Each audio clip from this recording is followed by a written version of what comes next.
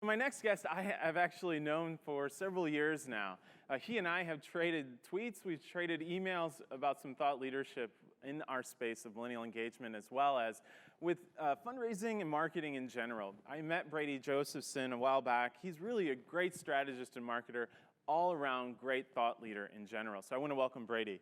How are you? Nice to meet you in person. I know. Like I said, we've shared more emails than we have anything else. But give me a sense, what's going on with you right now? Well, I just took the red eye in this morning, so hopefully I heard there's some I'll weather be getting into Chicago. Yeah, there was weather and plane parts and all this kinds of stuff. So hopefully I'm coherent. But I'm up in Vancouver now and loving the West Coast life. Good.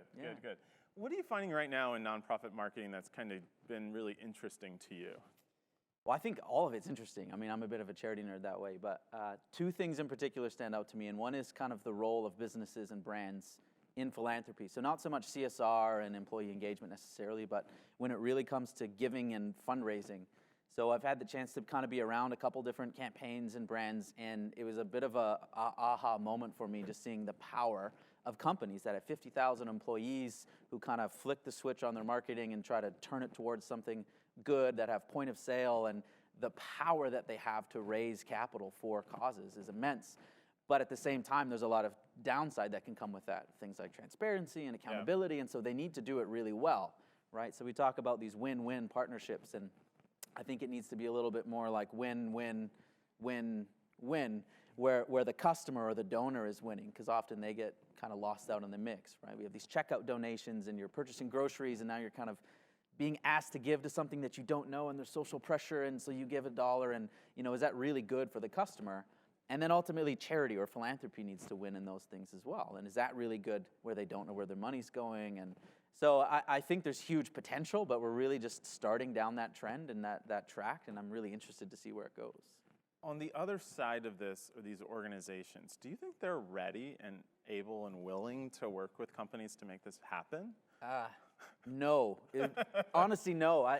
One of the companies we worked with, they've gone through 3 different charities, and they can't find a good partner.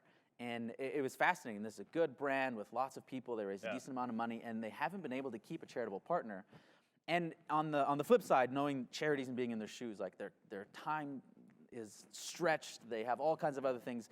And so kind of cause marketing or building up this relationship is a kind of an extra thing that they don't know.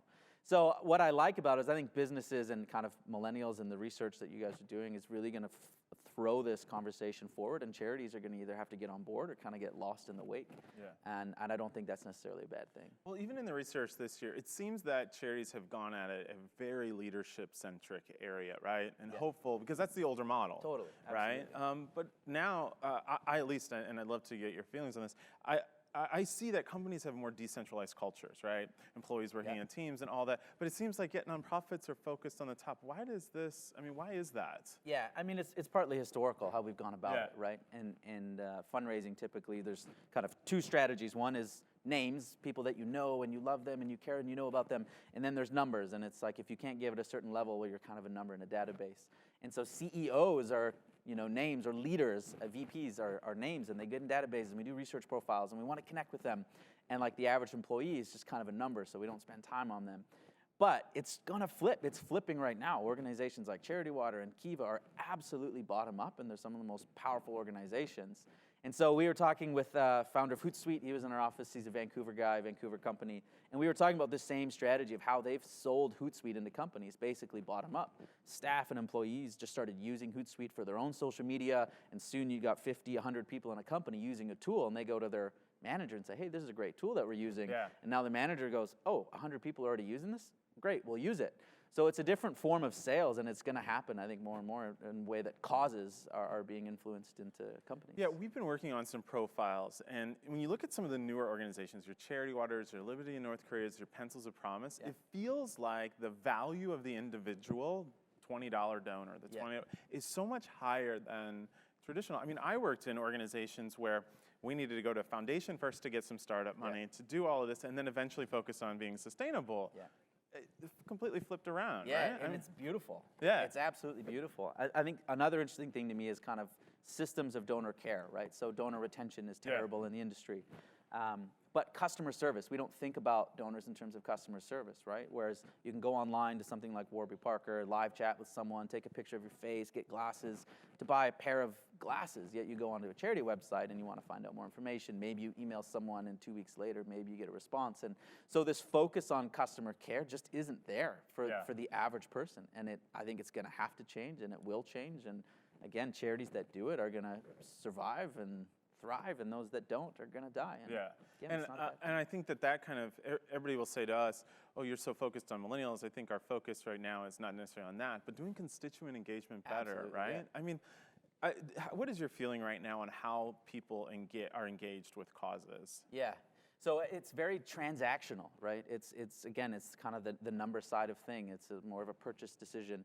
And I think it needs to be more of a giving experience. Like giving itself is good. It's like good for us. We feel good when we do it. It should be a habit that we like to do, something that forms naturally. Yet we kind of don't do it that much, and fundraising feels kind of spammy and all this stuff. And I think it's because the experience of giving is not as warm as the act should be, right? All the way from like checkout pages on websites to customer care, thinking about what is the experience of the person giving, as opposed to just how do we get them to give, you're right? It's just a little bit of a different lens, and I think it's hugely important. All right, if somebody wants to follow you, where should they go? Obviously at your Twitter handle, at Brady Josephson, but where else? So I do my own writing at Read Charity, recharity.ca, and then I work for a company. It's one of the best. Well, thank you. I work for 2 companies in Canada. One's Peer Giving, peergiving.com, and the other one is Chimp. Chimp.net stands for Charitable Impact. Cool. Hey, thanks so much for finally being here. Yeah, Good thanks for seeing having you. me.